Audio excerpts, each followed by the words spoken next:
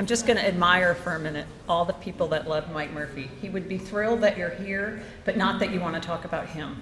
That would make him really, really uncomfortable. But the reason we wanted to do this tonight is because story has always been a really important part of our life. You know, we tell stories, we have stories, we have a giving fund that's called the Story Fund because we look for things where people get to rewrite their story, where they get to write a new story. And every single person in this room had something to do with Mike. And every person that came through the line at the visitation had a story to tell us. And some we couldn't possibly hear because there wasn't enough time. And so that's why we did tonight, so people can just come and tell stories.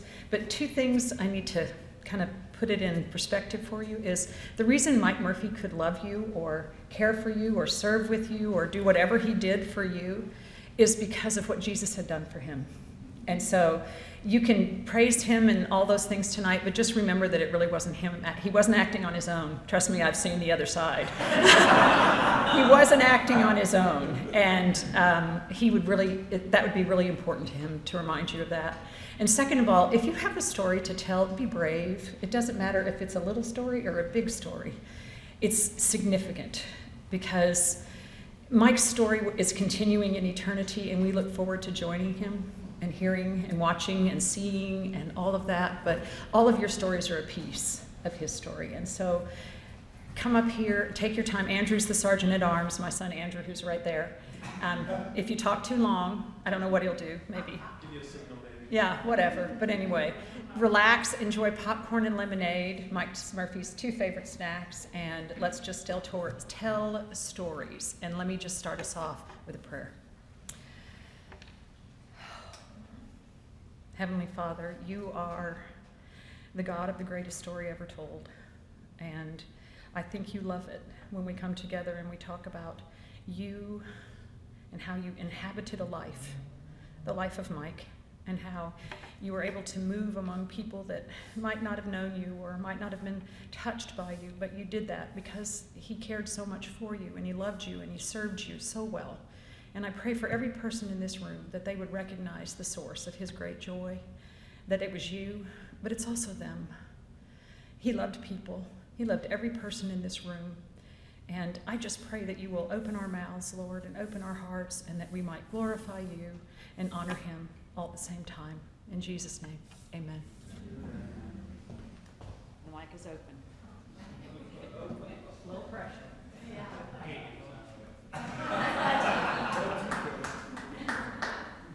Hey folks, my name is Tom Kepler. I had the privilege of being a good friend of Mike's and working with him for about 8 years at Elmbrook Church. And Mike and I had the opportunity Mike had the courage to travel with me to a number of crazy places. One of those places was the Congo with son Patrick. He's my road dog. Another place was Bangladesh, but I'm not going to tell you those stories. I'm going to tell you a story about a bike ride I took with Mike Murphy. Mike loved to cycle, as I like to cycle, and so we agreed to meet out at Menominee Falls at the Village Bowl and take the, what's the name of that trail that heads out to Merton and then heads out to... Yeah, the Bug Line Trail. So we ride all the way out there. Mike's got a really nice truck. Mike's a strong guy. This is about just 2 years ago. And we're coming back now, heading towards Menominee Falls. We're cutting through the subdivision in Merton. There's a part of the trail, once you go through the subdivision, it takes a steep dive down and a hard left. And I was ahead of Mike, and I made the turn and kept going, and then I looked behind, and there's no Mike. There's no Mike. I'm like, where did he go?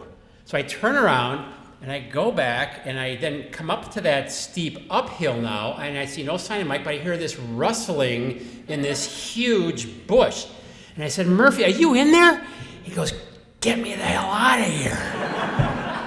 And you couldn't see his bike, you couldn't see Mike, and so I pull off, and I kind of push the bramble, and there's Mike. He went fully in, and I grabbed his hand, and I pulled him out. I said, are you okay? He goes, yeah, I'm all right.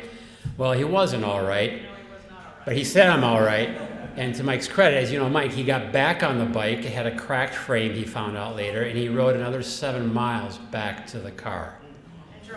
And then drove home. But he wasn't all right. But that was Mike. Mike always got back on the bike, and I'll never forget that ride. Every time I go back past that curve, I think of my friend Mike Murphy, and I'm always looking for a little piece of his bike that might still be in there.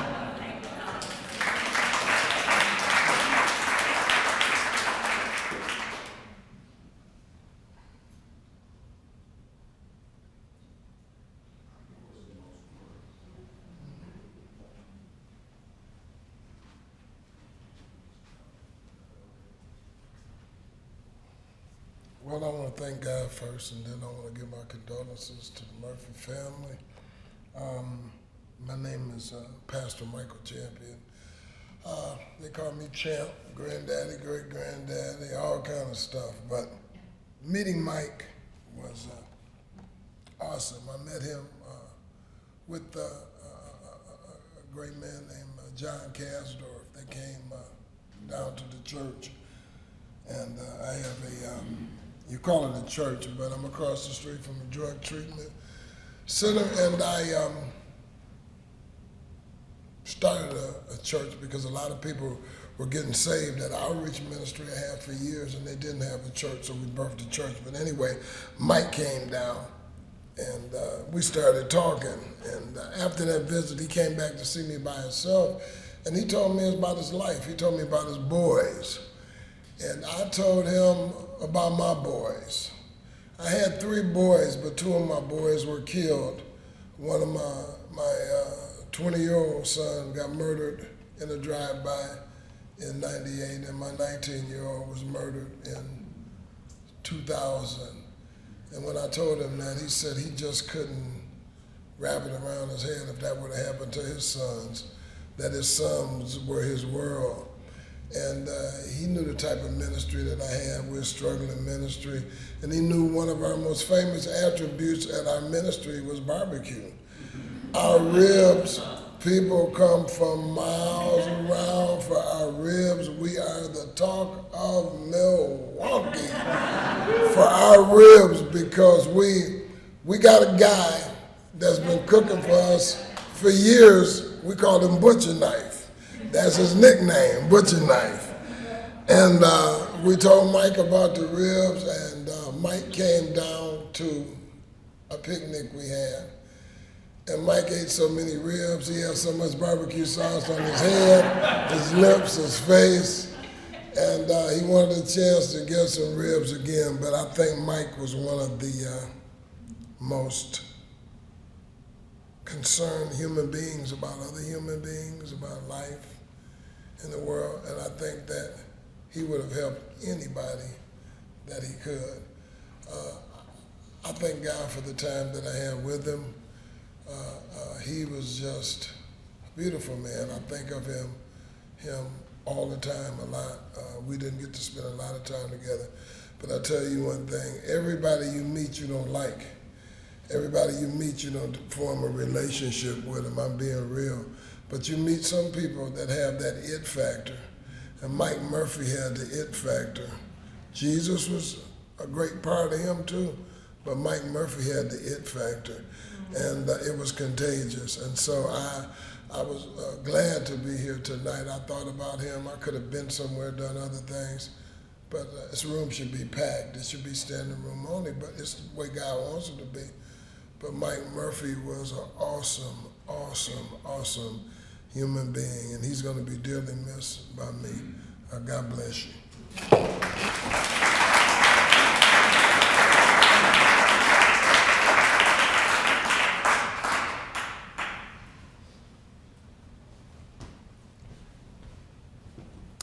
I'm Robin Knoll. And I am Pam Knoll. When we joined Elmbrook, I'm not going to look at you, okay? So I'm just looking over here. It'll be easier for me. When we joined Elmbrook, Murphys were the first, it was the first pastor we met when we joined Elmbrook. And I recall one Sunday we were leaving the parking lot, and I saw this van, and the door was open, the passenger door was open. You know where I'm going. And there was a boy facing the door, and a little boy, and I walked by and I said, "Was that boy peeing in the Elmbrook parking lot?" And so I did email her later and I said, "Was that you?" And she goes, "Yep." She goes, "I had 2 kids in a car seat and he had to go and I wasn't dragging him out." and I knew that I was going to like the Murphys because she let her kid pee in the parking lot. So then in 2005, when Katrina was swirling around, and I was at home just saying, I got to do something, and Robin's going, yeah, like, what are you going to do? And I thought, well, I could pack clothes or water or whatever. And then all of a sudden, myself and another woman at Elmbrook, Mary Ann Lee, all of a sudden we, with Mike, thought about a disaster relief program. And Mike had faith in Mary Ann and I. We are very different people, if you know Mary Ann and I. But Mike just had faith in us as women that we could do it, and he encouraged us. And so in 2005 at Elmbrook, we launched a disaster relief program, and I am still taking teams. I just got back last week from Mayfield, Kentucky. And it was only because of Mike's encouragement along the way that we could do it. We had some bumps along the way. We had some personnel issues with volunteers, but Mike was always available to say, just keep pushing through it, and you know what you're doing. And without Mike, there would be no disaster ministry at Elmbrook. So as I got to know Mike, now I'm kind of an introvert because I'm an engineer, or at least a former engineer. Of course, I'm not sure you're ever a former engineer. But as I got to know Mike and he said, I'm an engineer, I was like, okay, we got a brotherhood here. But then we started to work doing ministry together, and at that point in time I had felt called away from engineering to go to seminary. And after some conversation with my wife, her first words were, I don't want to be married to a pastor. You better go back and pray to God some little more and see what he says. Well, I ended up going to seminary, and what was fun is because I knew Mike, because we had done some work together, some ministry together, we ended up in seminary classes together. Now, the one thing I really appreciated about Mike is that being a former engineer, we kind of were on the same wavelength, even though we didn't admit it. And so we would challenge one another, we'd encourage one another, we'd jab one another when we could. And one of my favorite stories with Mike is one night after class, we got an exam back, one of the most difficult professors we had in seminary. We got the exam back, the end of class, we came home, and now for those that might not remember, there were telephones on the wall at one time. And we got home, it was probably about 9:30, 9:45, and the phone rings. Pam looks at me, she said, I'll bet you it's Murphy finding out how you did on the exam. I picked up the phone, I'll murder the Texas accent, but hello?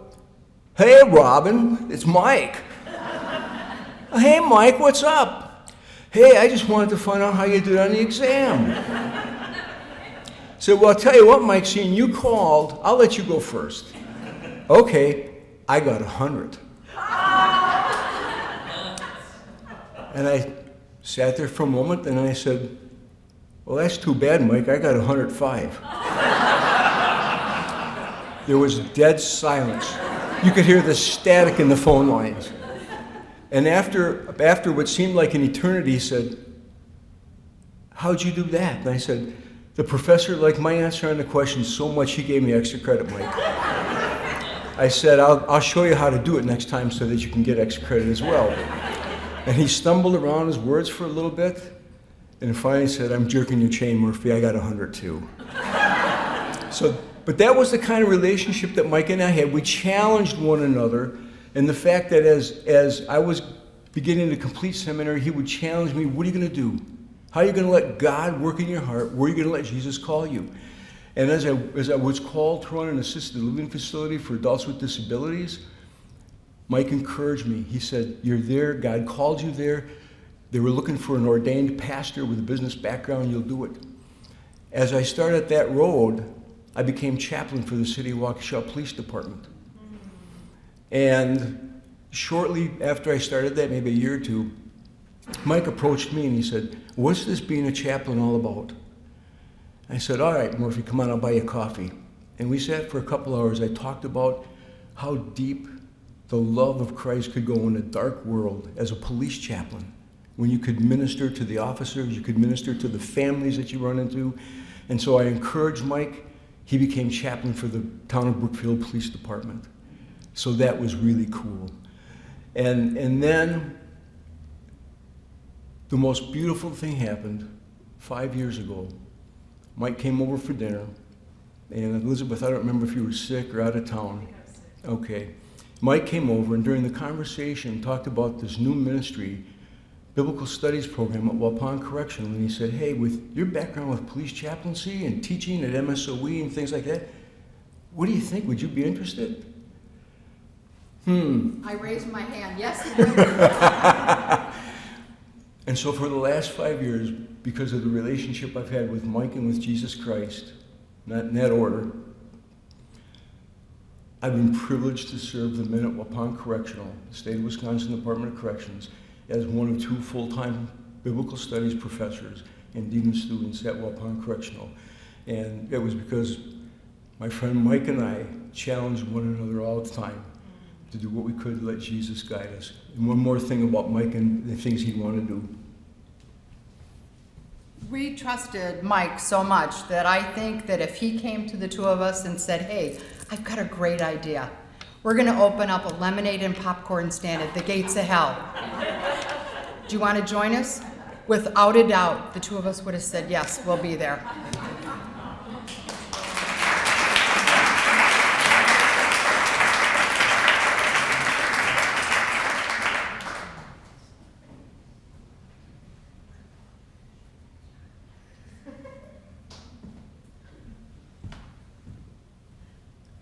My name's Adam, and I apologize if my words won't do this story justice. For decades, I can remember my mom had 2 wishes: to see me, her son, who grew up in prison, be released, and I was in 2018, and to see my sister married to a police officer of all people. You know, God is a comedian. And so she got her wish for me in 2018, and in 2019, my sister was engaged to a police officer, and so she seemingly was getting both of her wishes. Shortly before my sister was to be married, she found out that she was diagnosed with cancer, and then it was terminal. And it all happened very suddenly. And so all the plans were set, the date, the venue, everything, and it's like, I want to say it's like a week out. And there's nobody that can do anything about it. And so, like, how could we not give my mom her final wish? And so obviously we know who we turned to, and that's Mike Murphy, who took it upon himself to go into the hospital and marry my sister and her husband as my mom sat there. So she got to see her son free and her daughter married to a police officer. And they're like, who can you call like in a week to say, hey, can you come marry my sister other than Mike Murphy? So you always have a place in my heart, my mom's heart. I know they're up there talking together right now. I just know what you say about people like that. So I'm just blessed to have known them for a short period. So thank you.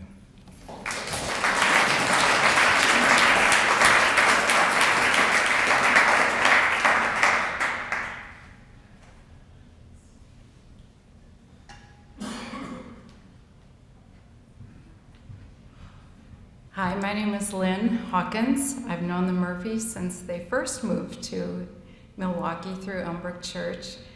And I'm telling this story for Patrick and Andrew and Peter and John, who I hope are going to be able to watch this service. We used to host a lot of Elmbrook events at our house, and Murphys were often involved in them. And so one day I'm just picking up after an event, and I see that there's a red coat hanging in my front hall closet. And as anybody else would do, you look through the pockets and you wonder who it belongs to. And it was Elizabeth's. And the reason why I knew that is because tucked in the pocket was a folded letter. It was not just a note, it was about 2 pages long. And I admit in front of all of you what a sinner I am because I read it.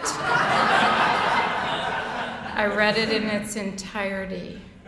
And I have to say about your dad, The words that he expressed in that letter were beautiful and sweet and tender, and they were not for my eyes. They were for your moms only. But your dad had a way with words. And many of you know from Elizabeth's Caring Bridges that Mike loved letters. But I have to tell you that he was a beautiful letter writer.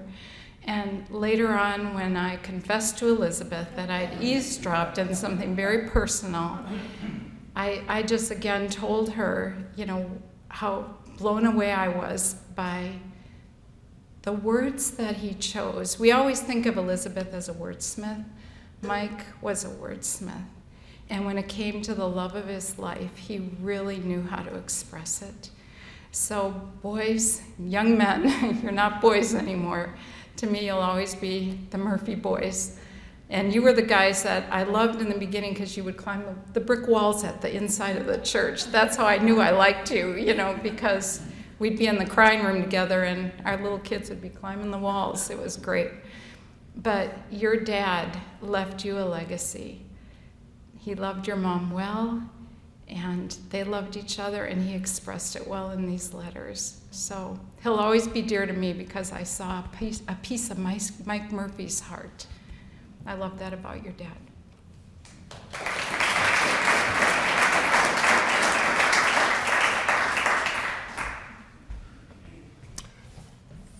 I'm Lynn's husband. I don't really have a name other than that, but if you need to know, it's Phil.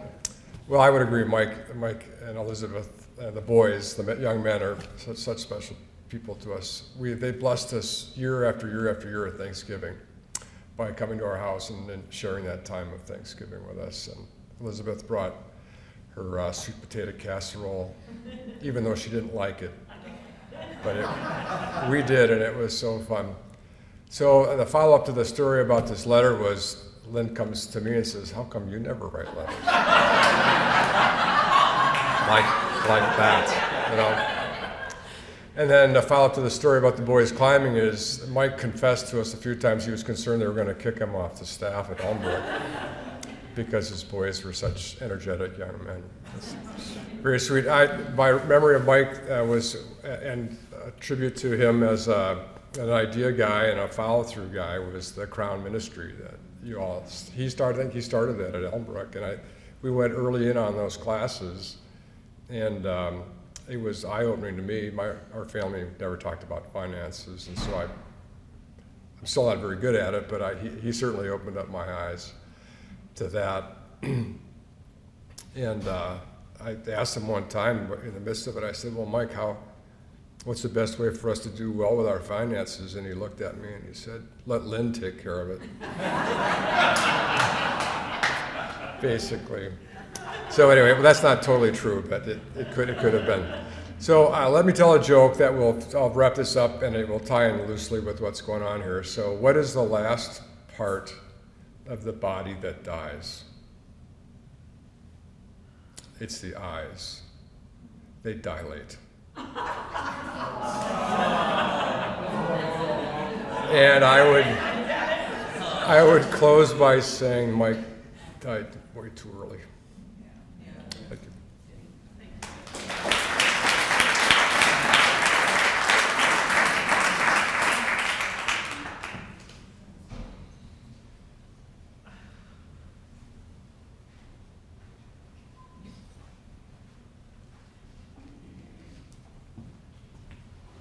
Hi, I'm Susan. I'm Elizabeth's sister, and I was laying there this morning thinking about this, and I was thinking, I've known Mike 40 years.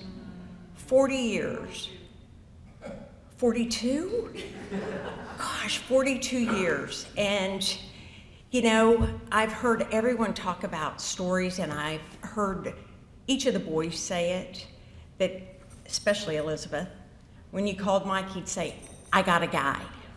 Well, for our family, 4 girls, a mom and dad, we moved all over the country, we got a guy. We got a guy when Elizabeth married Mike. And, Mike was so gracious when any of us would come to visit, because he didn't sit and talk to us, he let us sit and talk to each other. And I think it was Andrew who said that there were two places Mike sat in the house. And whenever I picture Mike, especially when I called their house at 6 a.m., and Elizabeth would answer the phone, and in the background Mike would say, "Hey, Susan." And I knew exactly where Mike was sitting. But Mike and Elizabeth is who my dad looked to when he thought about faith. My dad was not a faithful walker, and he didn't really understand faith. And Elizabeth very tenderly sent him a Bible, and it was a children's Bible, but she covered it so he didn't know it was a children's Bible. But without my dad ever saying it in formal words, his example of faith was Elizabeth and Michael, the way they loved other people, the way they loved their boys. And throughout the last year, all three of the sisters and my mother have said so many times how proud Dad would be of the way the Murphy family navigated this. And Mike was just a solid brother-in-law for all of us. There were 4 brother-in-laws because there's 4 daughters, and I would say Mike would be voted most popular brother-in-law and probably best brother-in-law, like he was best pledge. And one of my favorite stories of Mike and Elizabeth was they were at A&M together, and they lived next door to each other. And my mom and I came to visit Elizabeth, and we were leaving to go somewhere, and Elizabeth came down to the car and she said, "Wait a minute, I gotta go say goodbye to Mike." And she went upstairs, and Mike always loved that Elizabeth wore bright red lipstick. And she went in to say goodbye to Mike, and they walked out, and they both stood at the balcony and were waving at us, and Mike had red lipstick all over his face. So Elizabeth, thank you. When you married Mike, we got a guy.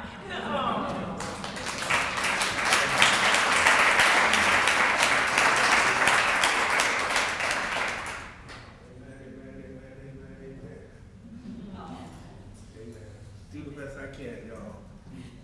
Thank you, Jesus. Well, this guy named Mike, such an amazing man. He came into my life, and I know exactly why. He touched me and put so much into my spirit that I'm so grateful to be the man that I am today. Mike is in me so deep that each and every moment that I think about him, I don't know if to cry, I have joy. But lately it brings tears to my eye, because he was such a special guy to me. When Mike got ill, I really didn't truly understand the depths of this illness that he had, or was I a believer beyond my own means. And then somebody explained to me the depths of his illness. I work at Community Warehouse with Mike, where I met Mike at, down there, him and Elizabeth. And for all the right reasons, they accepted me. Mike cared about me like no one ever can. I got a mother, I got sisters and stuff, but when somebody cares about you and they really is in your spirit, that's a whole different ball game. You got relationships, you got family that care about you. You might have a loved one that care about you. But when someone is deep in your spirit, there's nothing but you can do about that.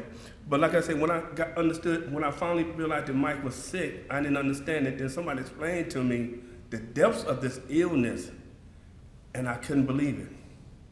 I said, I know this ain't about to happen. This cannot possibly happen to this man. No way how. And much as I believed in God and know that God can do everything, this person had to sit down and say, Phil, this is the end result. And I say that now because in the midst of this here, Mike drove down to the job at Community Warehouse. And I went out to meet him in his car. And I say, Mike, what's going on? You know, like, where's Elizabeth? Because you always got Elizabeth with him. And he said, today is a good day. Mike came down there because he not only cared about me, he cared about my friend right there, SB. Mike came down there to do something special for SB, and he stopped by to see me. Mike drove off, and when Mike drove off, I ran in the street and said, Mike, let me take a picture with you. And I got an opportunity to take a picture with Mike right here. And I will keep this picture forever because this was the last picture that I have of Mike. Mike is so outstanding. I know everyone in here can say the same thing, but I'm telling you, this man is an amazing man beyond belief. He touched many of y'all lives and passed in so many different ways. But when you got a person deep in your spirit that God brought into your life, it's amazing. I love Mike. Elizabeth, I love you. Andrew, I know how I feel about y'all. And I thank God for giving me this opportunity to stand up here because it's just an honor to talk about Mike Murphy. He's a great man. He's an outstanding man, and I will always love him. Thank y'all.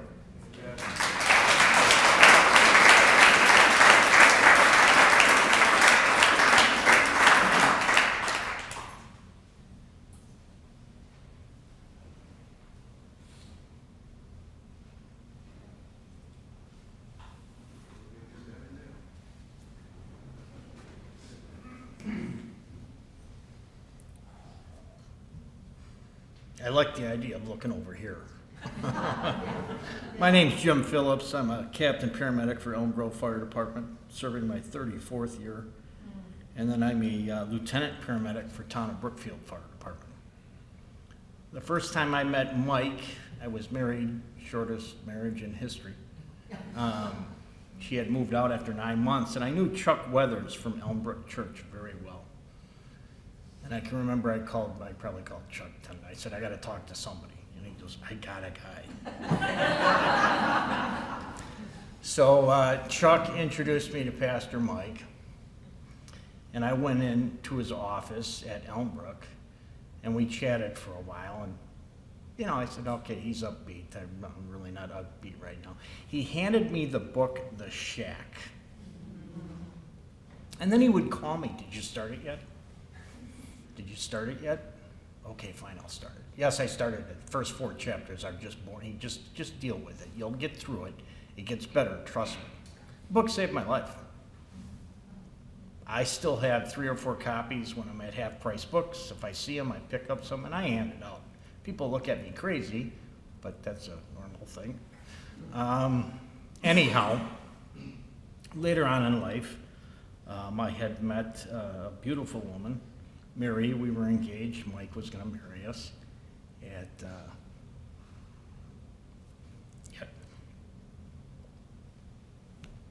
our campsite. I'm white trailer trash on weekends in summer in Horicon, Wisconsin.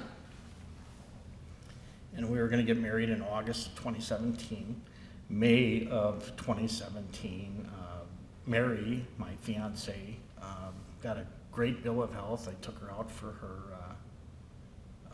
birthday, and a week later, Mary would get up at 4:30 in the morning, and I am not a morning person.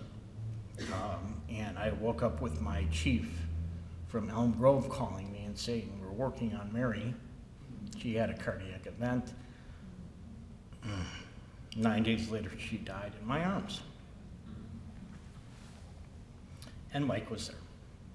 Mike was great.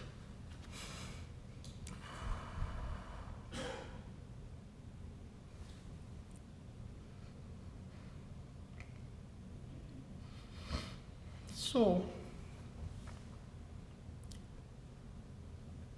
when Mike told me of his pancreatic cancer, very angry, not at Mike, but I'm like, how is he so upbeat? And finally I was on the phone with him. I said, dude, how are you so upbeat? And he says, Jim, believe me, I have had my shouting matches, I've had my crying bouts, I have been extremely angry. And I'm like, finally. He's a normal guy. All I have to say is I'm so fortunate.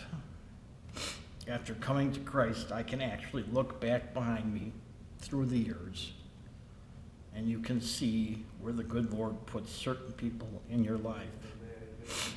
from doing something stupid. So that's all I have to say. I'll miss you dearly, Mike.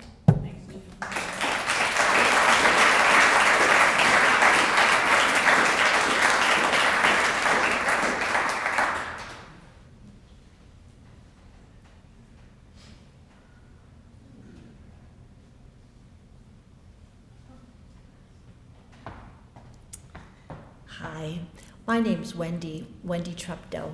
Some people know me as Nurse Wendy.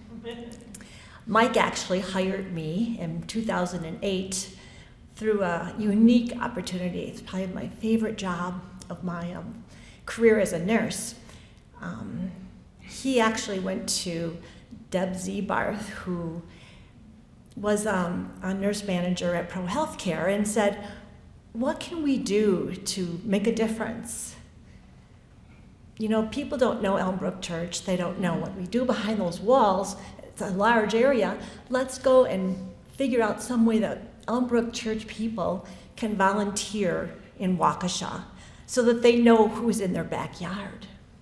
So James Place was created, and Mike was the best non-manager ever. He just would listen to us and say, start now, start small, just get going. And he just was always people have mentioned, he's so upbeat, and he would just stand back and watch. I remember one particular time that we had makeover day, and he brought his buzz cutters and cut people's hair. It was like, oh, well, anybody really come for a buzz cut? Well, they did, and he just had the best time. It's amazing. He'd walk around with his leather holster for his cell phone at the very beginning. It was like he was ready to take out that cell phone, with his Texas drawl and just his presence. His presence was just so self-ministering to people around him. We would meet together as a site team at Dave's Restaurant. And once a month, we'd talk about what's going on at James Place, and we'd figure out, what patterns were happening, what we wanted to do for new programs. And he would always order an omelet with salsa. So we all started having omelets with salsa. He was just such an easygoing man. He graced me this past June to come to my retirement party in June, 11th. And here he came in his illnesses, ready to be with others. And the smile on his face was just so genuine. So I have been so blessed to be able to see a man of God and know that he is at a place where he is the freest and happiest as can be. So I'm very sorry for your loss.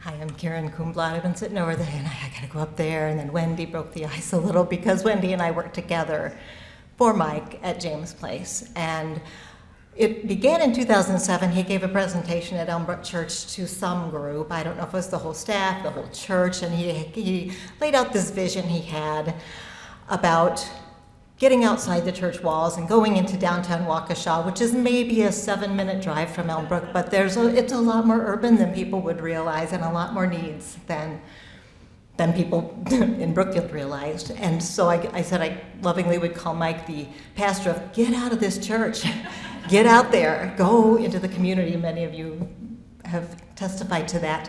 So I heard him give this talk about this vision that he had, and I was on staff at the time working in women's ministries, but just decided to ask him, tell me more about that. And if you know Mike, if you just ask or show interest in a vision that he has, you're on the team. You are on the team. And how many of you has he said, you're a #1 draft pick? How many of us? And so, but that feels so affirming and empowering until you find out he has a lot of #1 draft picks. That's okay. That's okay. I guess the part of that, though, is that he knows where to place those draft picks. yeah, you're the number one person for this thing that I can see you doing even if you can't. And then I'm just going to put you there, and I'm going to give you the freedom to go and launch it and trust you. And you come to me if you need to process, you need some help. And he would always be there, even after I no longer worked for him. He no longer worked at Elmbrook. Just a text or an email away to say, can we meet for coffee? I'm just kind of wrestling with some things, or I just want to hear from you what's going on. And that's the person that Mike Murphy is. One other thing, Wendy mentioned the makeover days. I remember the first time we threw that out to him because we were just trying to find ways to draw people in. He would say, we don't give away free stuff. And that's true. We didn't want to give stuff, but we wanted to give relationship. We wanted to give care. And so some of us women had the idea that we could do some haircuts and nails and makeup for people.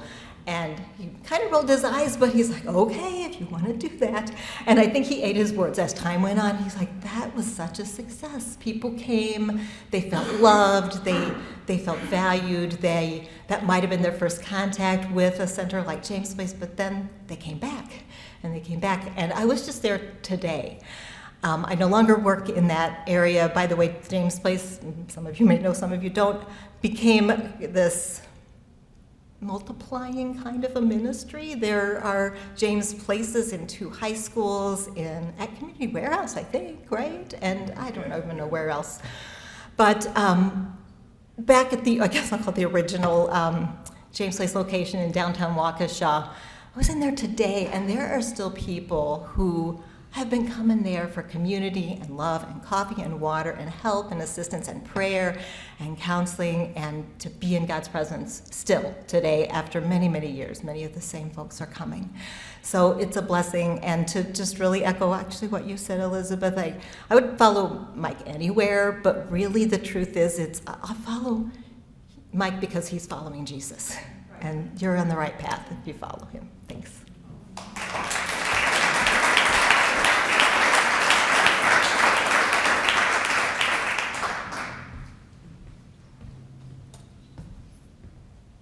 My name is Bill Lipscomb.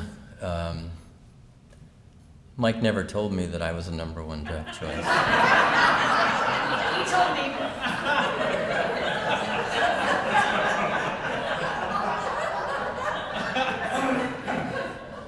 Perhaps it's because I went to a Catholic seminary.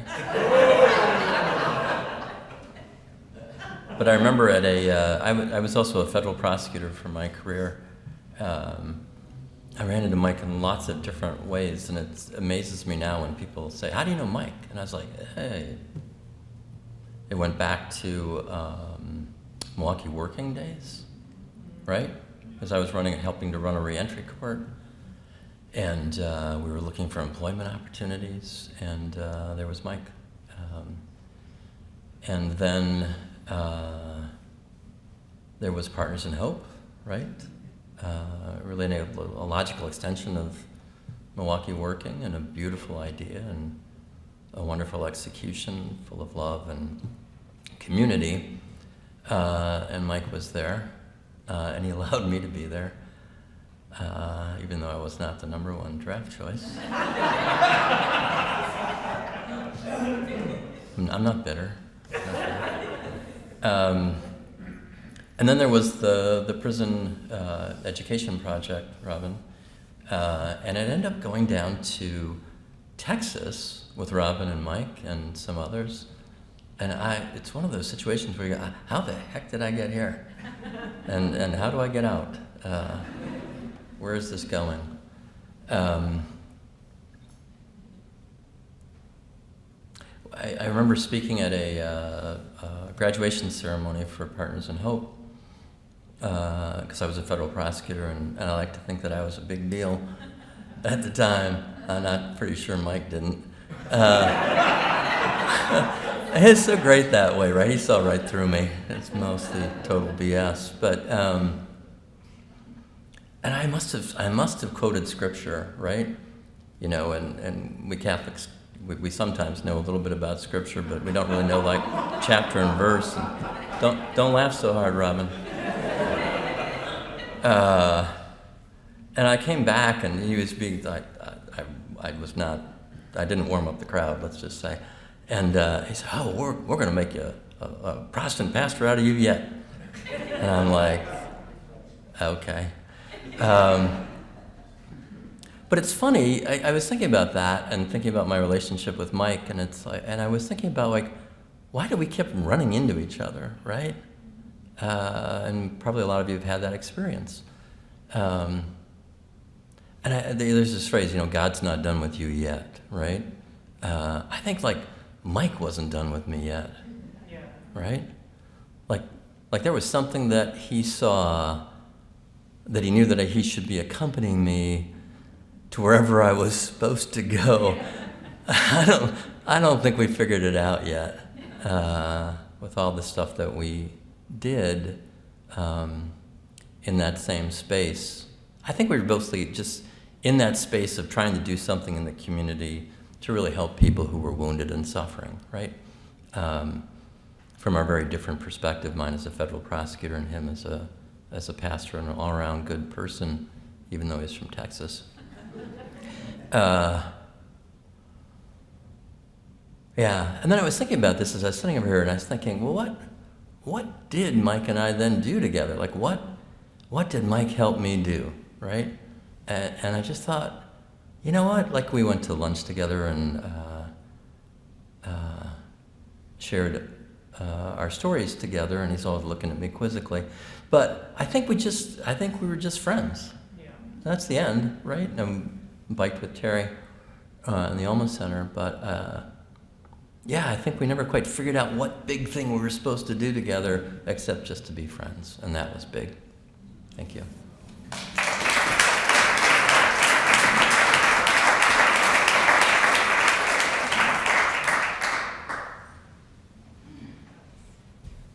I'm Bob Wolf. I've known of Mike since probably 98 or 99 when he was a pastor at Elmbrook on stage, and loved Mike and his demeanor, and then shortly after that, a group of guys started a place called Community Warehouse, which was kind of an inner city Home Depot, and Mike got involved with the board on that, amongst many of us here. And I think, Mike is, to me, even though he was an engineer, he was a closet entrepreneur, and he was also just a great connector of people. And whether it was the meetings at Elmbrook in the conference room, thinking about ideas and how to progress, and then when Tom and John, I think with Mike, went to,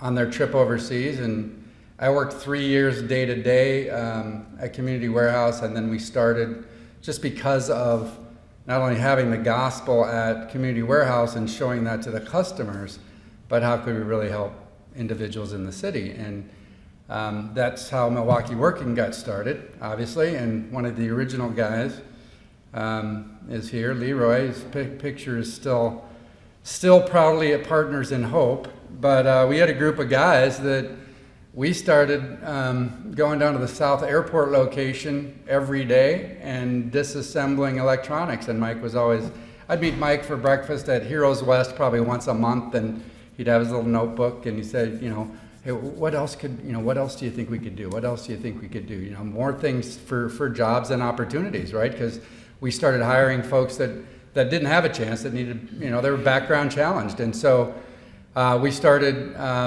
looking at those opportunities. So we started building doors and framing doors down at the airport. And then we started disassembling computers and selling the metal.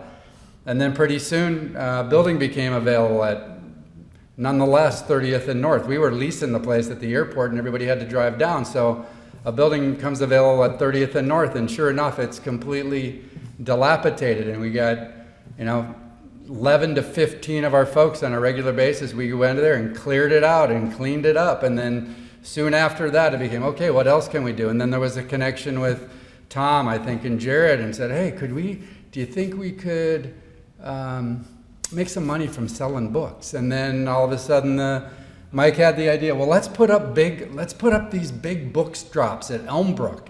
and we could collect, people have all sorts of stuff they want to give. And of course, then we get volunteers, and we'd have truckloads after a Sunday of books and DVDs, and we'd bring them back. And so we were generating $10,000 a month at times from just the DVD stuff. And then pretty soon it was like, hey, could we make cabinets? And so we had cabinet making, and we had pallets, and we had books.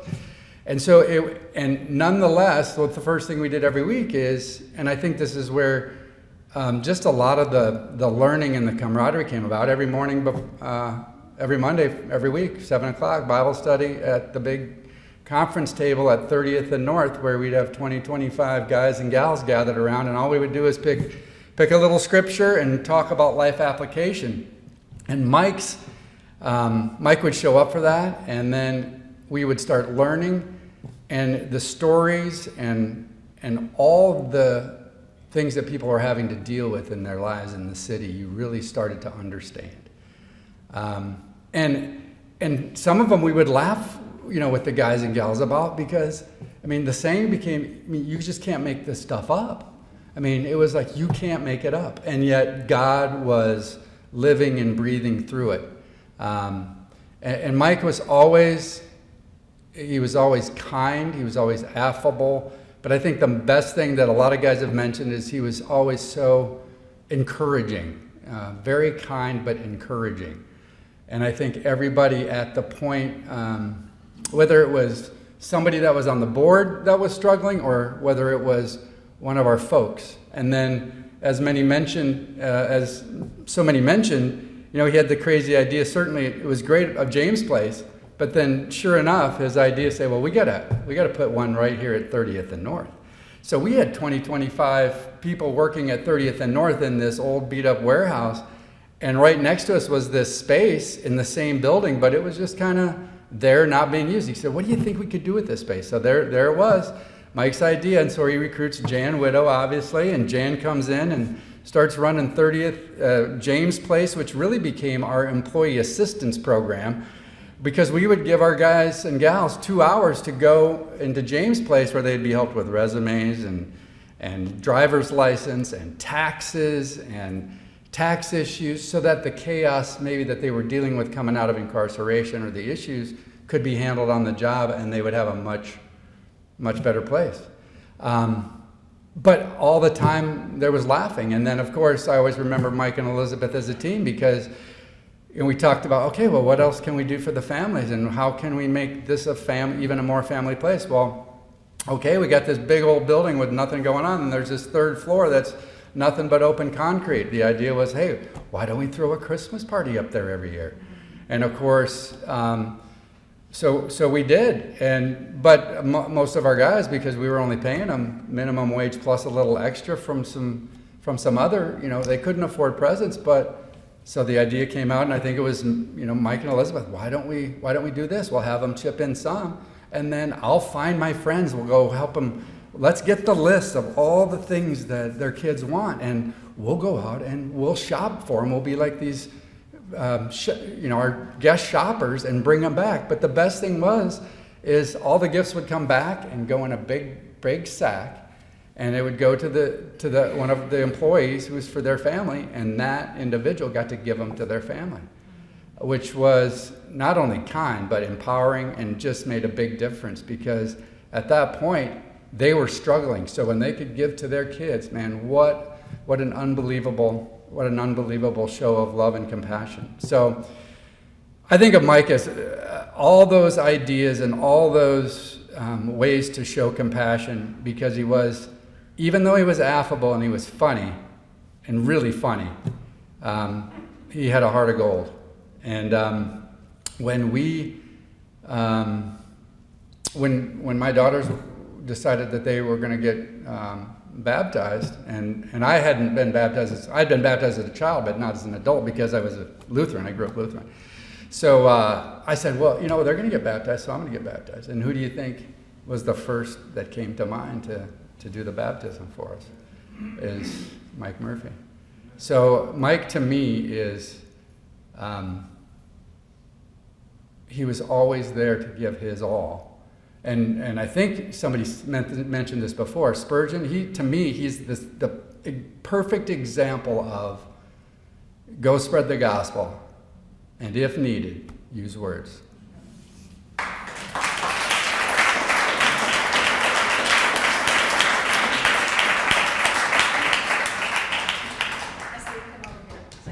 Oh, SB, do you want to go? No, I'm allowed you to go. Are you sure? Oh. Okay. I'm already going to say I'm like a crier, so I may look at you and cry, otherwise I might look that way. But my name is Sherry Wolf, and I'm married to Bob. I'm going to tag on and say that everything he just said, I was there with him and enjoyed all of that with him. We moved here in 1998 from Colorado, and Elizabeth, I mean, I'd known her through the years through Bible studies, but then it really came to life through Community Warehouse and the Christmas parties and just spending time, and I always thought, oh, I'd love to get to know Elizabeth and Mike better, you know, but it was always around these social events with Community Warehouse, which was awesome, and then Milwaukee working in James Place, and I think just on the way down here, on Caleb, the song God is in the Story came on. And it just hit me like, oh, we're going to tell stories, and God is in this story. You know, thinking of how special Mike was to Bob, and you as well, obviously. But my story starts, adding on to that, I want to say we had a daughter get married 2 years ago, August, and one last August. But we were at a Partners in Hope celebration for the people there, and Mike and Elizabeth were there. We didn't get a chance to talk to them too much because we were at different tables, but on the way out, just kind of talked to them like, oh, you know, we should get together or whatever. But I knew about Elizabeth's cookies from Elmbrook, and so I'm like, oh, I should, you know, contact her and see if she'll bake cookies for a shower that I was having for our daughter. So I believe that was in the first week of July, second week of July last year. I went to their house, and she said she'd bake the cookies. I went to pick them up and came back to their backyard, picked up the cookies. But when I left, Mike was sitting in his chair. Like, he was in the recliner sitting there. And I remember thinking, you know, still the same thing, like, oh, we should get together for dinner or whatever. But I am visualizing Mike sprawled out in his recliner when I left.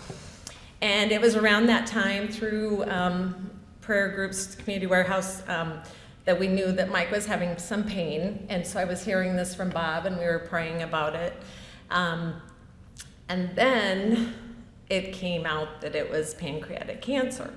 So I had, you know, heard about it through Bob, but then I'm a nurse at Elmbrook Hospital, and I've talked to Elizabeth about this, and it was a week after Mike was diagnosed, or within that week. And I went into work. I work in day surgery and recovery room, and it's also where we have radiology patients that come before their procedures. And I walk in, our assignments are on the board, and they were assigned to the patient. And so I walked in and I saw Michael M. And it was a radiology patient, and I was like, I wonder if this is Mike.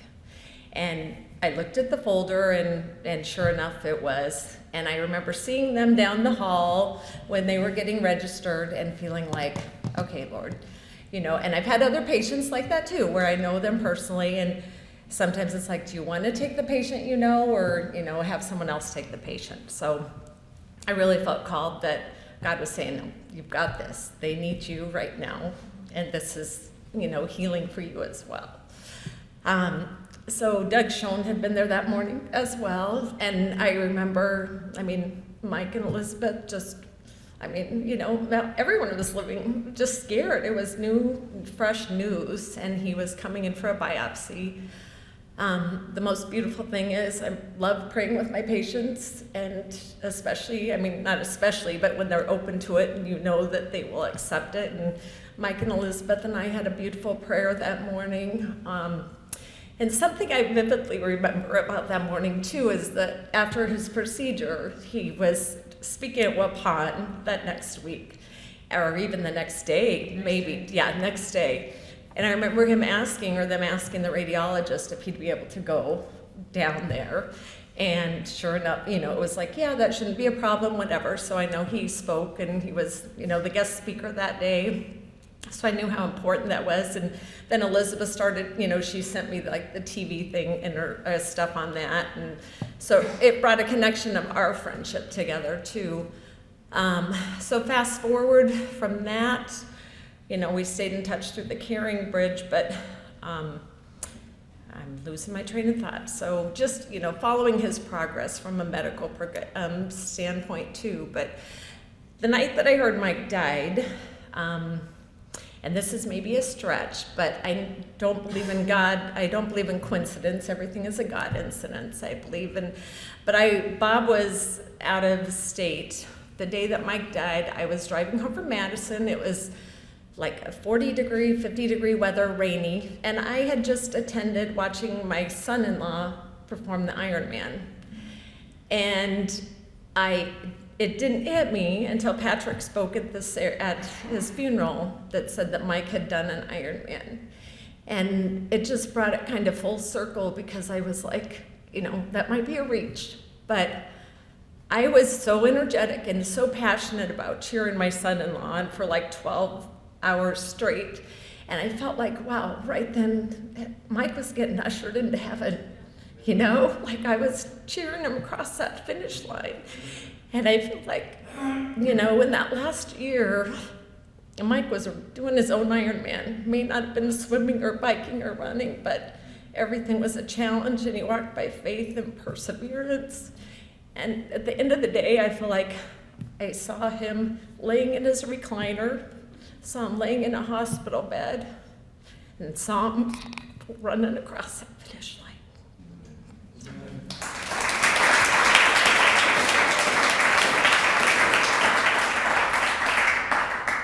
All righty. Hi, y'all. My name is SB. I didn't know Mike as long as many of you have spoken of. And when I met Mike a couple years ago through Partners in Hope,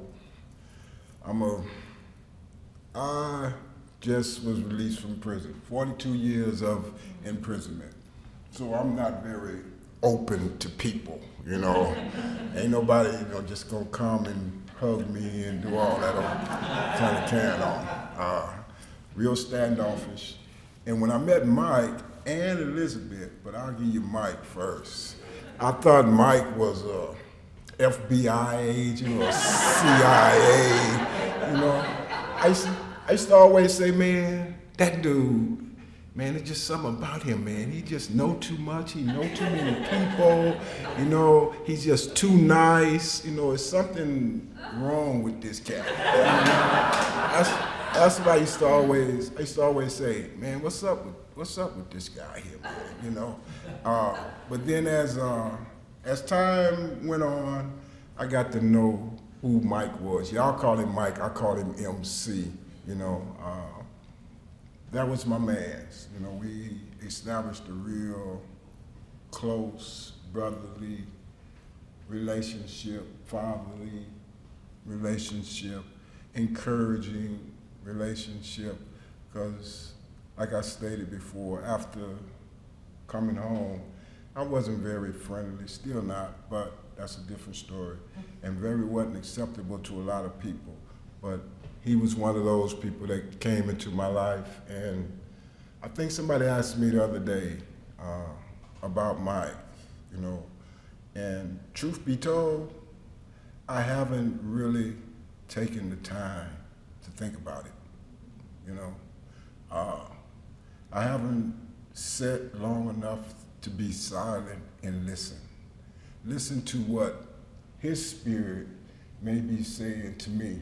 Because like many of you, of all of you, when I learned of his death, you know, these phones, Phil, I think it was Phil, or somebody told me the next day that he was sick and going into hospice, and I was like, oh man, I had just experienced something similar to that with other family members, so I wasn't up for anything like that. And then that morning, that Friday morning, I was just sitting there having a cup of coffee, sitting there after prayer and meditation. And open up the phone and I seen that camera and stuff. I said, oh, this just probably an update on Mike, you know, and I'm like, I'm not gonna open this. You know, I don't wanna read no bad news early in the morning, I'm not gonna open this. But something said, open it. And that Friday, my day didn't go very well at all, you know. First I yelled really, really loud in the house. People thought I was going crazy, but that's okay. Then I called Phil, and he said he didn't want to call and tell me. I don't know why, but he didn't. I called him, and you know, and as I said, I've thought about it. I thought about him last night when I was watching one of my crazy television shows that he would tease me about. And one of the pictures, I think it was this one here, that we got now, the little card. This photo here. I have another one of these, and I took it home, and I just set it up on the thing. And I distinctly remember the card was like this, where I set it at on the desk, on an angle. And I was sitting down at the table the other day, and I looked over, and that card was sitting like that, you know. And I don't know if it was my imagination, but whatever it was, my boy MC was smiling at me, and it made my day.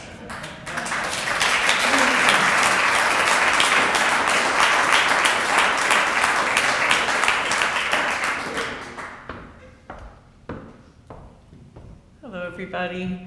I'm Terry Stordoff, and I run an organization in town, the Alma Center. And so I met Mike in a kind of weird way, in that he came to the organization as the program officer from the foundation, which is a weird way to meet somebody, because you're like, will you give me money?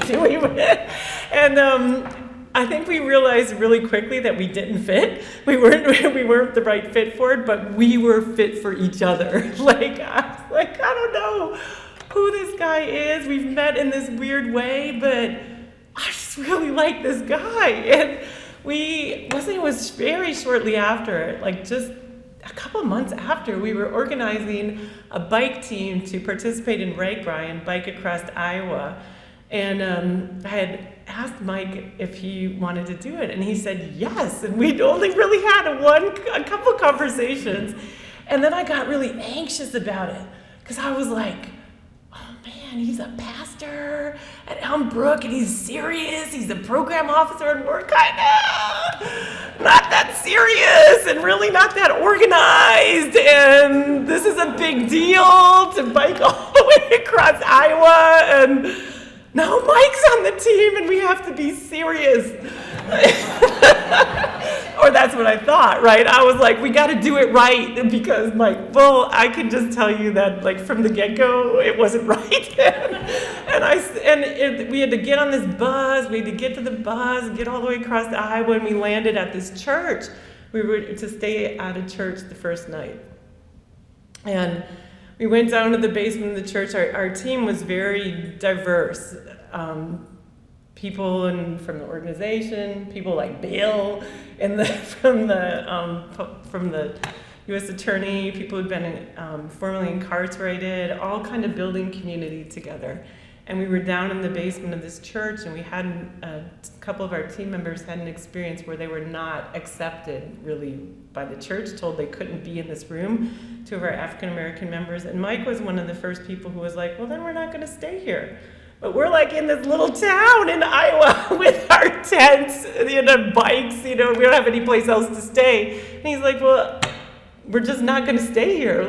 Well, where should we stay, And there was this house across the street, and it had this beautiful lawn, the kind of lawn that nobody could walk on. Everything was perfect. Every blade of grass was cared for.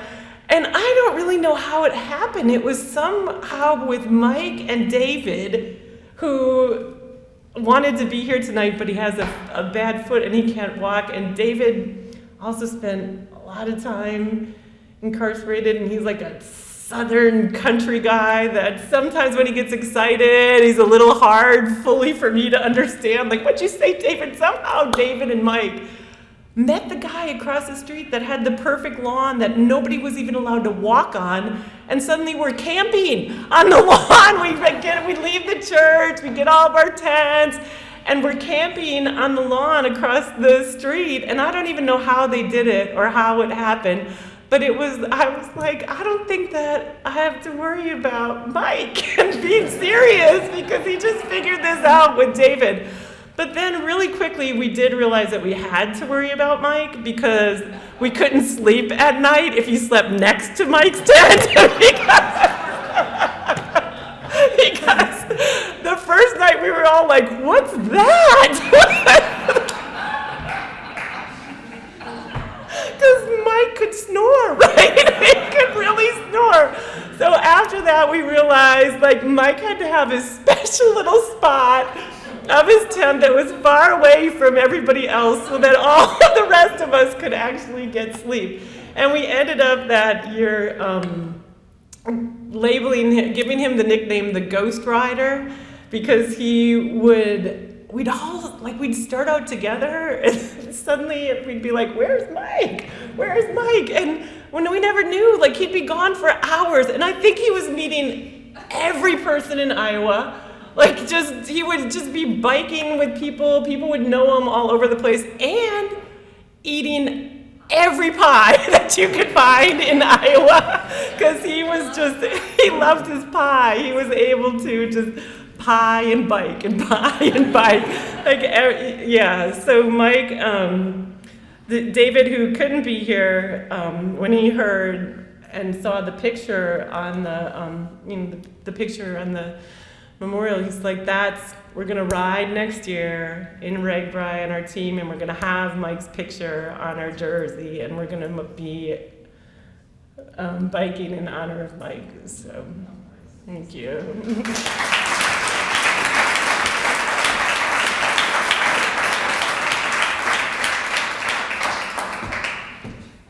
Hi, I'm Angela from Houston. I knew I was coming here. I don't know why I did not prepare for this. I've been just so frantic to get to Elizabeth. But I just want to say, first of all, that happy anniversary. This is Elizabeth and Mike's anniversary today. And we have been friends since before either of us were married, straight out of A&M. And my husband and I went to Mike and Elizabeth's wedding and pull up, and her grandmother is running down, it was a hotel with the halls outside, in her slip. And we just thought, what is going on? Fire engines, the whole hotel was on fire. The wedding went off without a hitch. The Murphy adventure began.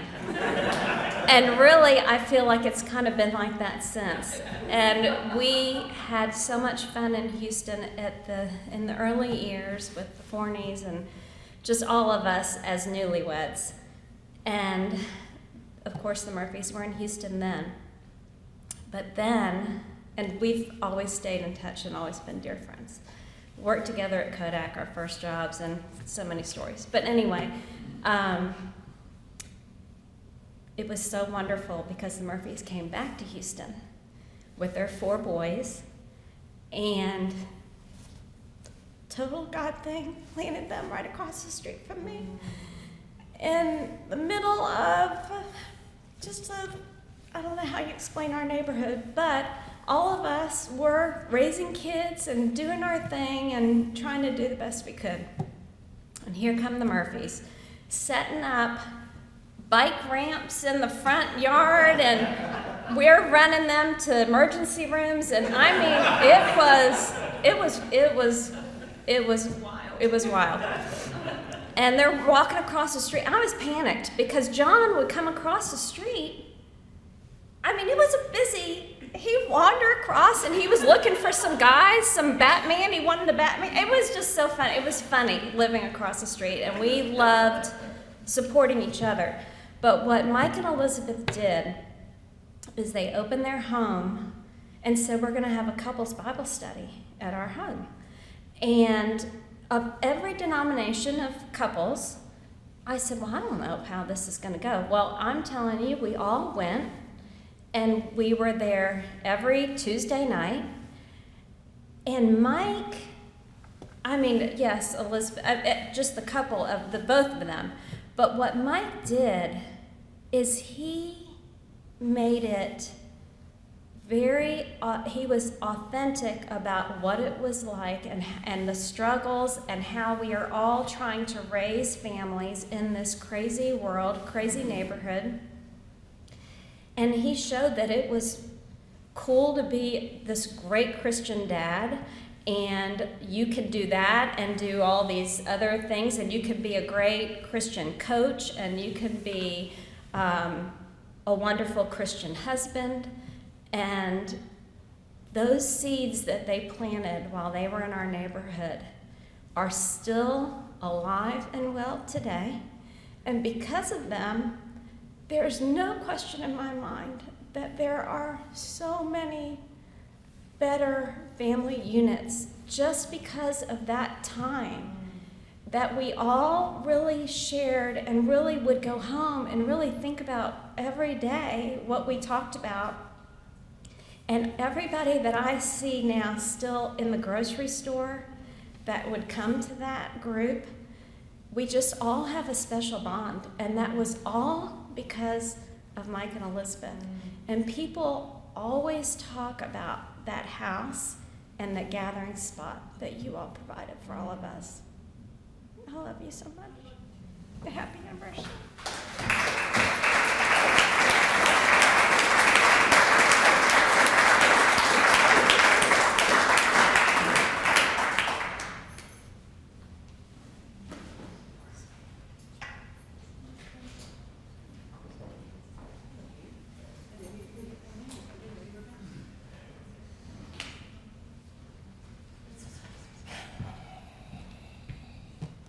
How y'all doing? My name is Leroy Macklin. Man, I don't know where should I start at. If you got a question, please ask me. Man, just to let you know, just over the time, I'll call him a young man. This young man became my mentor in 2012. I was one of the original four, like Bob Wolf said, working for Milwaukee Working. We started from the ground up. It was a company from Community Warehouse. Started from the ground up, so I was glad and happy to be given that opportunity amongst all the board members, John Lesko, Mike Murphy, some other guys, just to be in that position. In the mix of that, Mike Murphy became my mentor. We wouldn't believe that it would grow more than a mentor, see him every now and then. But fortunately, this man opened up his arms, his house, his home, his friends to me. You know, his kids, all four of the boys. I never had a Caucasian friend. Never. Just vice versa. He told me, you know, I became his first African American friend that he always wanted in his life. So by me having that little opportunity, like I said, for him to be able to welcome us inside his arm, inside his home, man, it was a blessing to me. Man, the things in life that we have accomplished together, awesome. I have so much thoughts going through my head. I want to say so much, but you know, I'm gonna keep it simple. I'm gonna keep it short. That man was an awesome guy, outstanding guy. I was in a situation in life that I could have sat down for at least 10 to 15 years. But the God in this man was able to reach out and touch me and help me.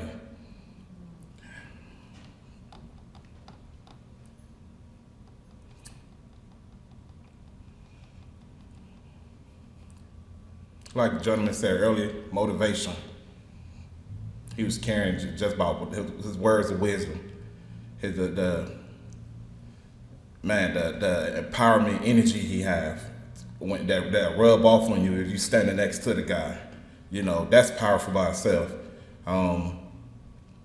he hate to see close people down, whoever his friend he called close, his family, he hate to see that person down. So he gonna try every way in his power to try to uplift that person, try to be there for that person, try to use his #1 picks. Man, that just lets you know how outstanding the person is. I miss that man. I miss him.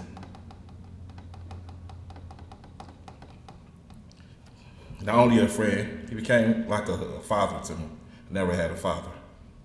I was a bastard. So I remember a time, in the mix of me getting incarcerated, I could have sat down and did that bid. But unfortunately, by him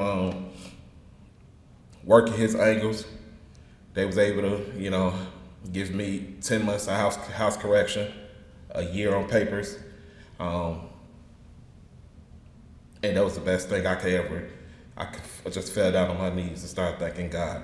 He came, took me back and forth to the job from the house correction.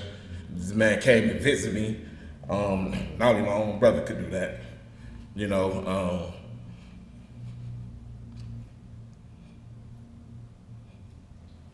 like I said, man, he was an outstanding dude, man. So much I want to say, man. Walking through this journey with you guys.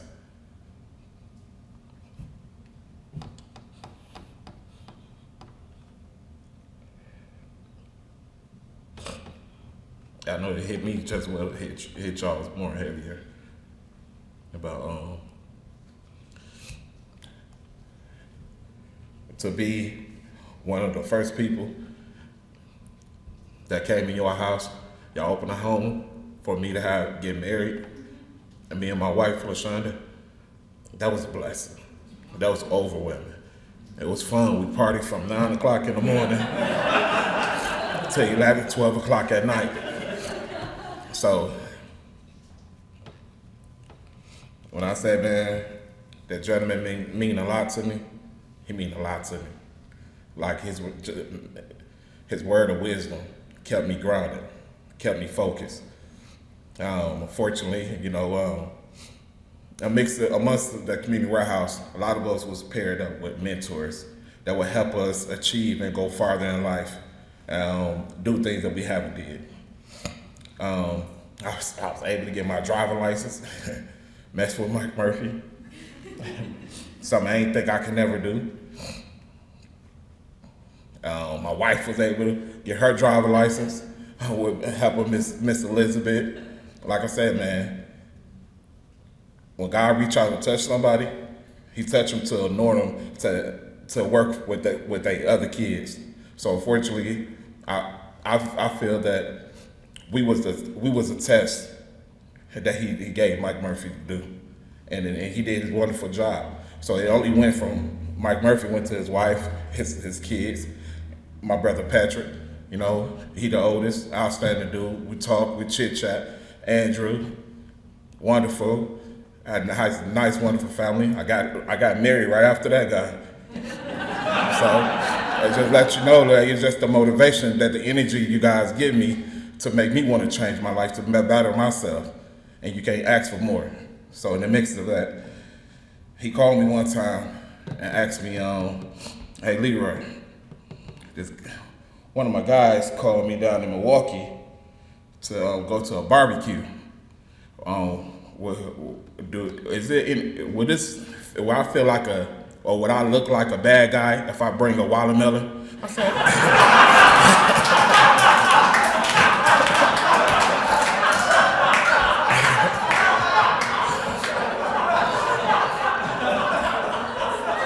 said, no, brother.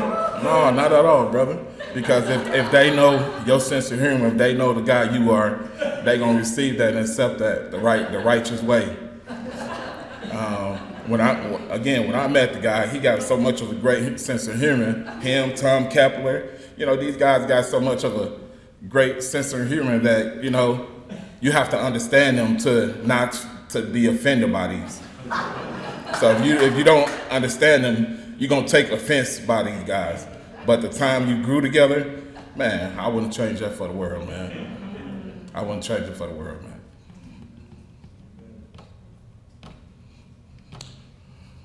Like I said, I got so much to say, man.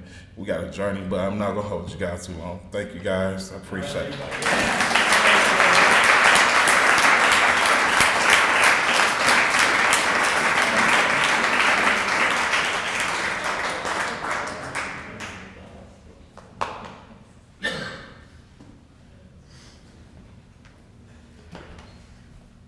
I just want to say, I really echo Bill's feelings. I know how hard it is because I was never a number one draft choice. And so I feel your pain, Bill. And I just want to say, we haven't talked a lot about this tonight, but we've talked a little bit about prayer. And I had the privilege for past 12 years to be in prayer with Mike and others on Community Warehouse Board every first Tuesday of every month. And those became a special time as we would get down on our knees. And I can tell you, for an old guy like me, that's a little tough, okay? And toward the end, we moved from this great room that had a carpet to we went on to a towel, okay, in the corner of Elmbrook Church by the Garden of Reading. And, for 45 minutes or so, it was all I could take, getting down on the knees. But you know what? It was hard for Mike too, all right, through all of that. But God blessed Community Warehouse and so many others with that commitment to prayer. There were so many God stories that happened. There's times of prayer I can remember as we sat down and we were, $10,000 short of meeting our expenses, and we're praying. Bob knows this, and Tom, and Mike was there, and we talked about it, and we're all praying together, and guess what happens the next day? A check for $10,000 shows up, okay? 4 or 5 months later, same thing. We're short money, didn't know what we're gonna do, how we're gonna meet payroll, all right? But Mike's commitment to prayer, along with all the other men around the table, God did just amazing things through all that time. And all the things that were talked about here tonight started because Mike was a man of prayer. All right, and so for me, that was a special time. Mike and I spent, I got countless hours in meetings together.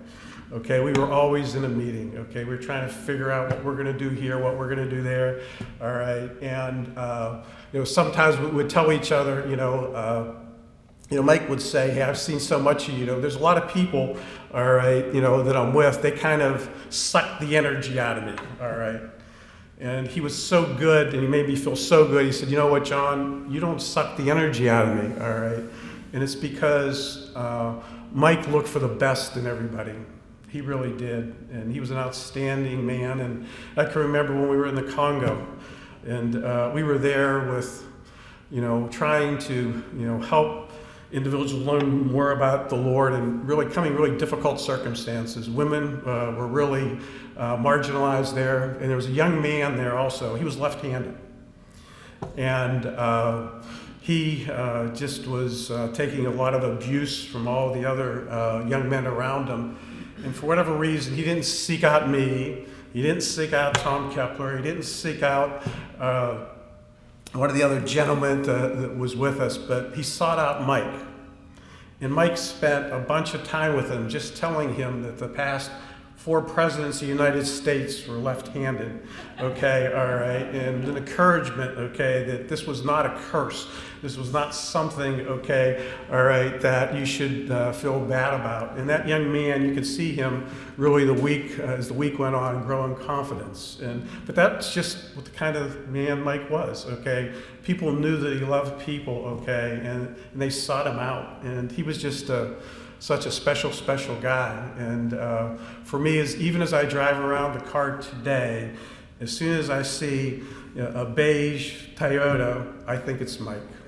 Okay, I do, and the Avalon. Okay, and I'm always looking for those Aggie plates.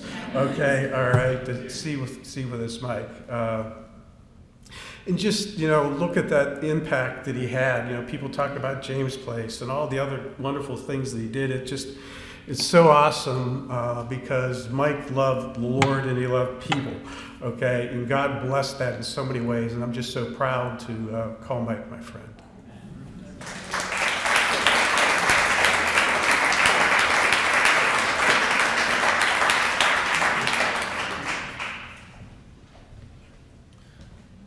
Hi, everyone. My name is Dave Kastorf. I first met Murph in late 90s when you guys needed a bid for your house to get painted. I was a college pro painter, and it was $4,000. And knowing him later, I knew there's no way he would have ever paid that amount to have his house painted. But it was part of my process as a cocky college kid. I thought I could close the sale, so I kept calling him after the bid to try to book that sale. And he was very generous and very kind, but that's the first time that I met him. 14 years later, he joined our family office, which is the Castex Foundation. And when was that, Dad? Was that 2012, 2013? 2013 in the fall. And it must have been the first day that was there. I was having a snack. My wife had said, you should eat cottage cheese. It's good for you, something. So I said, okay. And he walked in and then he just looked at it and said, oh, gross. And he left. And I thought, well, I don't know this guy that well. He just insulted my snack. And so from that point forward, and then he did it a couple days later, and I thought, I didn't know him that well, but I'm going to see what happens here. So I told my wife to buy as much cottage cheese as she could possibly buy, and I ate cottage cheese for 7-8 months straight, every week as much as I could. And then when April Fool's came around, I bombed his office with cottage cheese buckets, which were clean. And I don't even know how many there were, but they were floor to ceiling all the way up. And I hid them everywhere, hanging from the ceiling, the lampshade, his drawers and stuff. And his response was one of humor. He thought it was great. He thought it was funny, and he loved a good prank. And so I think that's when I really knew that he and I were going to get along really well. This is a little bit like John at John's talk at the funeral, but I wrote a couple things down as you guys were talking. He not only did he hate cottage cheese, but he really didn't like it when we sang Happy Birthday to him. I always found his posture kind of funny, as he always had his legs crossed as he stood with his arms in front. And he had a funny way of sitting in a chair as he'd lean very far to one side with his legs crossed and his arm over the back. Because of him, I really enjoy Mission Barbecue. I'd never had it until he shared that with us. I also started buying those little black books that you probably have all seen him buy because of him. We loved his southern funny sayings. He always had something that involved poker or fantasy football. But most of all, it was clear that he put God first, his family second, and then his job third. And he was such a great fit for us when he accepted the position to work with us at the Castex Foundation, because our mission is to help people in need, and we knew that Murph wanted to do that. And we call him Murph because my brother's Mike, and Mike was there first. So Mike was very generous in allowing us to call him Murph for the last 9 years. And Murph wanted to help people, and that was our mission, and that was just a match made in heaven, as that just worked out so well. He was clear in that love for God and for family and for his job. He talked about you guys all the time.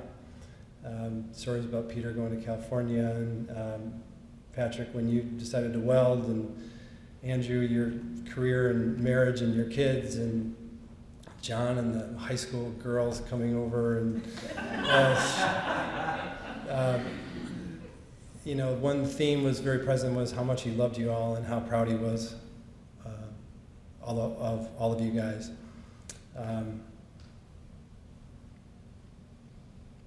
We're gonna really miss him. And one thing that was, I think, as I look back, one of our favorite things about Murph was that we had a weekly meeting every Tuesday, and just listening to his stories, as I hear all of you talking about the things that you've shared tonight, most of those, as I've heard them, are things, oh, I remember that, because Murph would come in and he would tell us about your sister's wedding, and he would talk about Leroy and your relationship and Pastor Champion and the souls he touched at Community Warehouse and Partners in Hope and the bike trips. All of those things we kind of lived quite a bit through him, as he was our face and he was our voice, and he would bring these things back and share them with us, and it was such a blessing. So we just loved him and we miss him.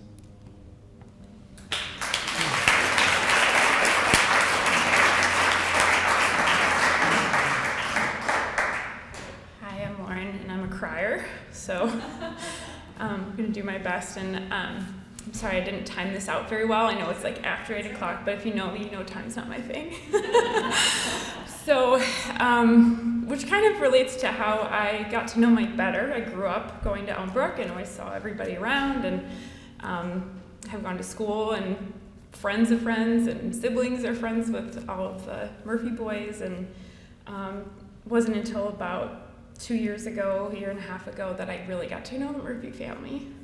And there's that saying where, you won't always remember what people say, but you'll always remember the way they make you feel.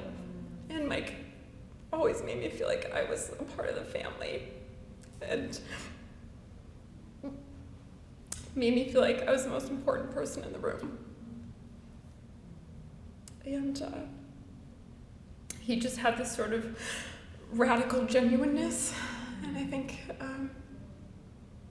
all the stories I'm hearing, like all the different ways that people knew him, you get the same effect, because he was always him. And I have two stories that I think kind of summarize what I've been hearing, and one is one I've heard indirectly about this sort of decrepit mountain lion, stuffed mountain lion that he pulled out of a dumpster to resell. And and he just was always looking for value in everything, and that everything could be salvageable. And the other story that came to mind was when we went bowling last year, and there was all this food that they had just put out. I don't even know if we asked for it. And he saw this family that was bowling a couple lanes down, and we weren't really eating much of the food, and so he brought it over to them. And he was always looking for ways to help other people and just spread kindness and goodness everywhere.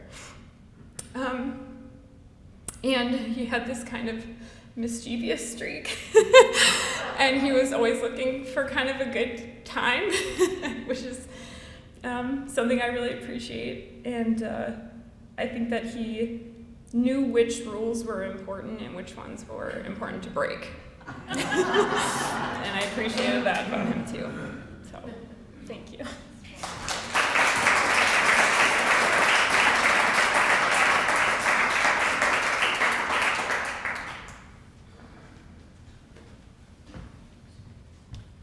Good evening. I'm John Kastorf. I'm the father of Dave, who was just moments ago. And for those of you who don't know me, we call him Murph again, as Dave indicated. Murph and I were partners for the last 9 years. It was my privilege and my blessing to have been able to work with him.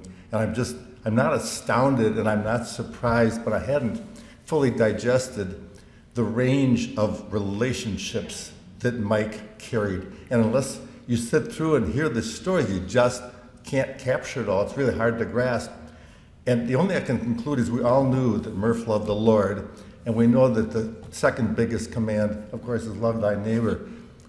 And to Murph, everybody was his neighbor. And it's incredible how hard that is to do. Think about it and say, wow, that is amazing. Anyway, but I knew Murph way back when he was Mike at Johnson Controls, so the story really goes back a long ways, which indicates age as it relates to me probably. And then, of course, moved off to Houston is the story, and then came back as a pastor, and which time we rebuilt the relationship, or reestablished the relationship, and the group grew quite nicely. During that period of time, and then, of course, in the last 9 years, he and I have worked together in ministry, and that has been just, Mike has been the guy that I call him, he made the wake, and I just kind of rode along. You've seen his, guys behind the speedboats, and that was me, and there's Murph out there in front, paddling away. But I do have two little stories, and they're very contrasting, but again, it shows the flavor of what kind of personality he was. Back when he was a pastor at Elmbrook Church, we got invited to go to the Congo as a ministry of presence. Basically, it was a businessman's kind of thing, and I think Murph snuck in the back door because he had been in business. And so there were 6 of us, including Murph and Dick Robinson led it, and we went to Kenya and Nairobi and spent some time there. Then we went to the Congo, which ultimately became a ministry that John mentioned earlier. And then right at the end, we spent the last several days, we went on one of these, a little safari, kind of the junket side of the trip. And that was just a lot of fun.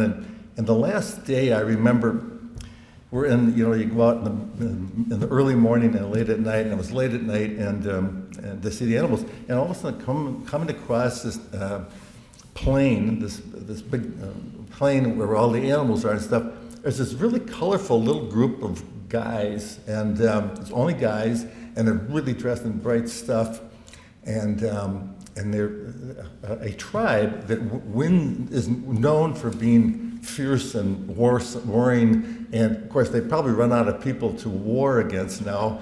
But they're carrying their spears still with what they used to do in battle, and they had the bright colors on, and were very showman-like. So I suspect that tourism was probably catching on at the time, what have you.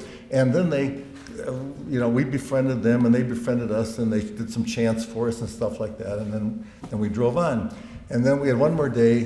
We got back and went back to Nairobi, and then we had one more day before we left on the airplane. And so we all went out to just be in Nairobi. And Mike goes shopping along, but he's not with us. And all of a sudden, Mike shows up at the airport. And these guys have been carrying spears because that was their battle. Well, talking about his sons, he's got 4 spears in his hand. Now, the spears are a little higher than this reach, okay? And they do have points on the end.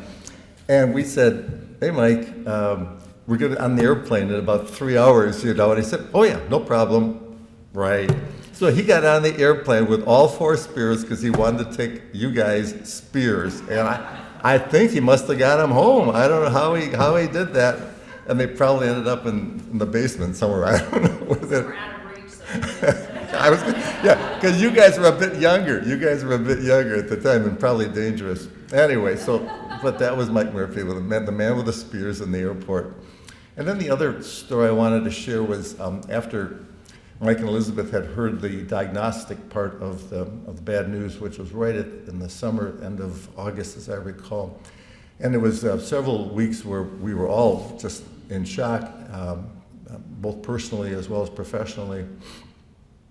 And so Mike and I, it was Mike, as great a personality he was also very much his own person, and he kept his world, his private world, to himself, as he well should, and had every right to.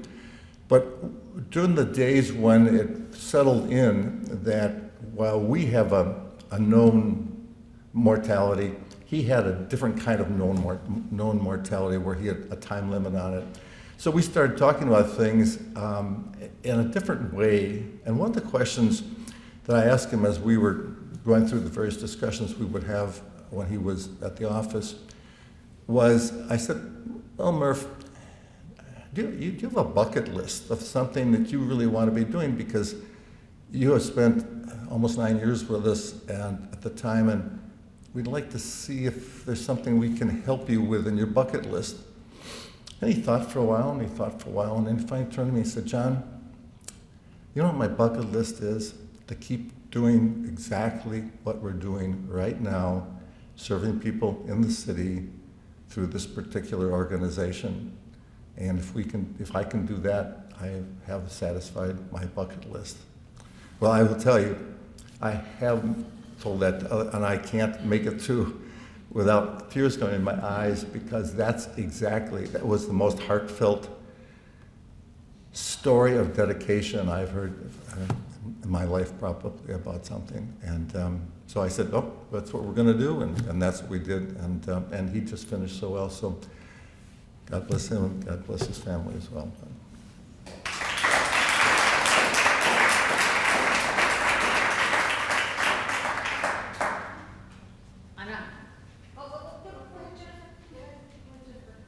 You're the last one.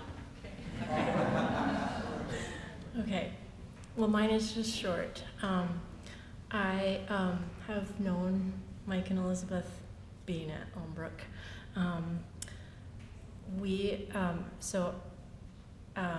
I'm married to Scott, and we had attended the marriage, pre-marriage class, and Mike and Elizabeth had come and spoken one morning. And after that, we decided that we wanted to talk to Mike to kind of get some advice. And the thing that I think about him was just like his patient support, because it took like 6 years before we actually got married. And so he would, whenever we'd see him, he would ask how things were, and eventually we asked him to marry us, and he said he would because he was a fan of marriage. And then when we were kind of trying to figure out what we wanted to do, there were some things that came to mind that would have played out in a less traditional way, and so it was a little intimidating to consider doing that. And he was like, no, you should just do it. Like, you guys are old enough to know, because we're older getting married than maybe some. And so because of his encouragement, like, we went ahead with, just our family at the actual wedding, and he had mentioned this park that we ended up getting married at, and it was just a sweet gift to us in those times, and so we just feel grateful for that. So.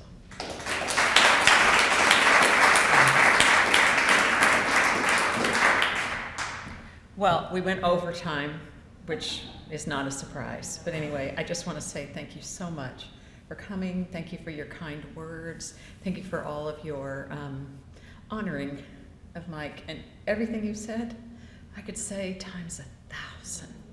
Because who he was to you, he was to me and to mine in a whole nother way. And it was always just as good as it might have looked. And there was nothing fake about Mike. There was nothing false about Mike. He was who he was all the time. Same guy. And so I hope that in coming together tonight, we've talked more about what God did than we have about what Mike did. But if you've been inspired in some way, he would be so honored by that. And so just whatever you're doing, just go do it. And start slow. And where are you, Wendy? Start slow, start small, start now. Is that it? I don't know what that statement is, but it's been quoted many times. But that's what he would love for you to do. And so I'm going to close this in prayer, and then we'll have more popcorn if you want it. Heavenly Father, you are all about relationship. You died so that we could have a relationship with God, and you have gifted all of us with a very, very special relationship with Mike. And so we're grateful. We're grateful for his life. We're grateful for his legacy.